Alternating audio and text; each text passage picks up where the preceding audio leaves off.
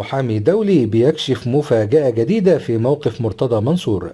محمد متولي المحامي الرياضي الدولي أوضح خلال تصريحاته الأخيرة موقف رئيس مجلس إدارة النادي مرتضى منصور خلال الفترة القادمة.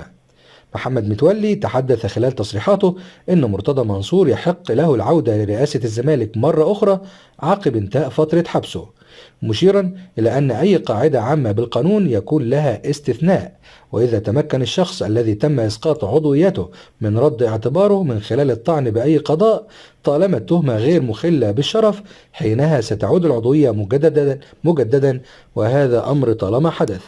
وشدد أيضا المحامي الدولي على أن إثبات الشخص الذي تمت إسقاط عضويته بأنه لم يتم الحكم عليه بقضية مخلة للشرف يمكن العودة بمجرد الطعن وإثبات رد اعتباره كما أشار القانون.